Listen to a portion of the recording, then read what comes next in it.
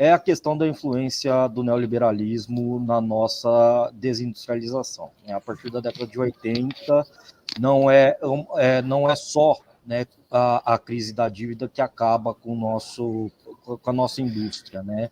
É todo um processo de uma reafirmação do capital financeiro dentro do mundo, né? Uma imposição norte-americana para isso, né? E é óbvio que a crise da dívida faz com que nós pensemos em acabar com a inflação, e o planejamento industrial ele acaba, né? Essa fase, digamos assim, neoliberal, ela dura basicamente até 2008, quando você tem a grande crise, né, do capitalismo depois da Grande Depressão. E aí eu vou usar um termo do Rodrik, né, que é um economista que eu gosto bastante nesse assunto, né, que a gente pode estar vendo o fim da hiperglobalização, como ele chama, né?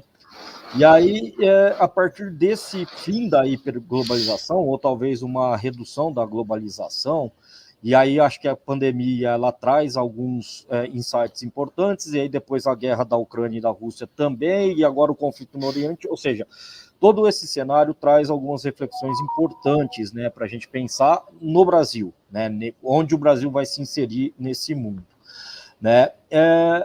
Primeiro que eu acredito que finalmente retomamos planejamento industrial no país, né? A gente teve muito planejamento industrial ao longo de 1930 até 1970, na década de 70, né? Depois do último governo militar, a gente acabou de não tendo mais planejamento industrial. A gente retoma um pouco no governo Lula, principalmente no segundo Lula, né? E aí no governo Dilma também há uma tentativa, mas aí depois esse planejamento industrial acaba, e agora nesse governo a gente tem de novo a tentativa de um planejamento. Como que o Brasil poderia se inserir? E aí eu vou falar um pouco de transição energética, né? O Brasil é um país de vanguarda, né? Se a gente for lembrar, na crise do petróleo, até para reduzir a nossa dependência, a gente criou o Proálcool, né? Que era uma tentativa de construir motores a combustão do etanol. Se vocês lembrarem também, a gente tem a Gurgel, né, que era uma montadora brasileira que já tinha carro elétrico. Naquela época, né, na década de 70, 80, a gente já tinha um protótipo de carro elétrico. Então, o Brasil é um país de vanguarda nesse tipo de desenvolvimento. E por que isso diminuiu? Porque o processo de industrialização do Brasil foi sendo deteriorado. A industrialização foi perdendo a relevância em substituição ao capital financeiro. 2003, a gente tem mais uma inovação muito grande, que é o motor flex, né, que funciona tanto a combustão de derivados do petróleo, a gasolina, como o etanol, né. Isso poderia ter sido uma porta de entrada para o Brasil no mundo. É óbvio que a gente ia sofrer, e como sofre, as pressões das grandes multinacionais e toda a questão do imperialismo, né, econômico que a gente sofre por ser um país periférico. Em 2007, o presidente Lula anuncia com pompas, né, a descoberta do pré-sal, né, e essa descoberta do pré-sal, na minha modesta opinião, ela tem dois lados, né? Ela tem um lado positivo, porque petróleo é poder ainda, e vai ser poder por um tempo ainda relativamente grande. Então, ter petróleo significa ter uma posição geoestratégica muito importante nesse mundo. Por outro lado, né, a gente abandonou um pouco a ideia de exportar etanol, por exemplo, ou de vender o motor com etanol para o mundo, né? Então isso ficou meio jogado de escanteio, ficou mais guardado para o mercado consumidor. Lembrando que a gente tem o etanol de cana-de-açúcar, né, que não tem nenhum problema na cadeia alimentar, né? Diferente dos Estados Unidos, que produz etanol de milho, né? Ele é menos potente e ele interfere na produção alimentar.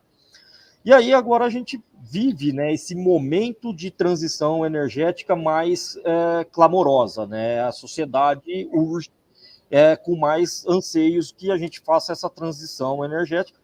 Aqui no Brasil, a gente não precisa nem falar da calamidade que está no Rio Grande do Sul, é fruto da atitude humana, da atividade humana no meio ambiente. E aí me surge um questionamento que me parece que não tem sido feito, é que a gente entrou na moda da eletrificação de carros, né? Veículos elétricos, tal, tá uma panaceia, nossa, todo mundo tem que ter veículo elétrico. Primeiro que a gente não tem ainda uma infraestrutura de reabastecimento, a gente tem vários ainda percalços. Segundo, a gente tem, desde que eu falei aqui do álcool, a gente já tem um motor que emite pouco, ou ele é friendly, né, do meio ambiente. Então, não vejo tanta necessidade de se correr com essa coisa da eletrificação. Segundo ponto, né, a gente tem estudos na Unicamp, por exemplo, de motores bioelétricos. São motores que funcionam a eletricidade, né, que seria um carro híbrido, e com motor a etanol. Né? Ou seja, a gente poderia, ou a gente pode potencializar esse tipo de motor a duas combustões. O que me parece ser extremamente importante para essa transição energética. Lembrando que o Brasil é o país que tem uma das matrizes energéticas mais limpas do mundo, embora boa parte dessa energia seja hidráulica, e a energia hidráulica a gente sabe que a partir da construção de usinas isso pode provocar impactos ambientais, né? Mas a gente tem, né, o potencial de energia eólica, de energia solar, né? É óbvio que a gente vai concorrer com a China tem a produção dos componentes para fazer os painéis solares, as pás eólicas, ela detém uma vanguarda nessa produção e um custo muito barato, né? Mas existe também, né, uma questão muito importante, né, ou duas questões muito importantes, que é um começo de protecionismo contra a China, né? A gente tem visto esse movimento nos Estados Unidos, aqui no Brasil a gente viu o governo se mexer com relação ao aço, né? Então, talvez, né, a gente tenha que recorrer ao protecionismo para fazer esse desenvolvimento pelo menos de insumos que vão nos permitir, né, ampliar a nossa capacidade de geração de energia limpa, né? E a gente tem essa questão, né, que ficou latente a partir da pandemia e depois, né, desses conflitos que a gente está vivendo, que é essa questão do nearshoring, né, de você ter parceiros confiáveis, né? Então, você vê, por exemplo, a União Europeia tentando diminuir a sua dependência do gás russo, você vê os Estados Unidos fazendo planos no maior estilo desenvolvimentista, né, de produção de chips nos Estados Unidos, de todo um projeto industrial, de uma indústria verde, né? E isso é óbvio que o Brasil tem toda a capacidade de fazer, né? A gente precisa dar um start, né? Ou restartar isso, né?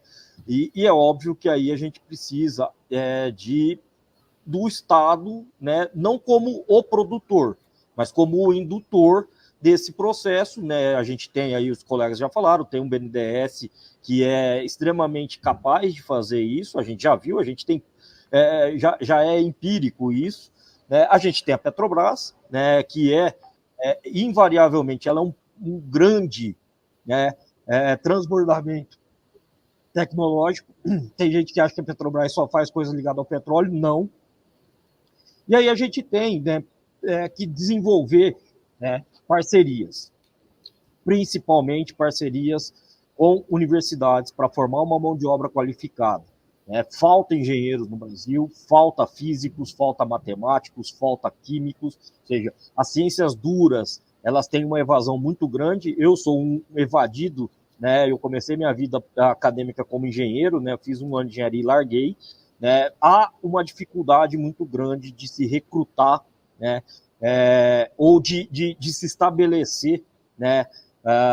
E que esses profissionais das áreas que têm um potencial muito grande para desenvolver tecnologia, que eles exerçam essa profissão, né? Aí a gente entra na questão dos estímulos que se tem para a pesquisa, toda essa questão. Isso precisa ser revertido, né? Mas, para terminar minha fala, para eu não me alongar muito, né, o Brasil ele é um país de vanguarda, o Brasil é um país de destaque em questões ambientais, principalmente nessa questão de energia, né?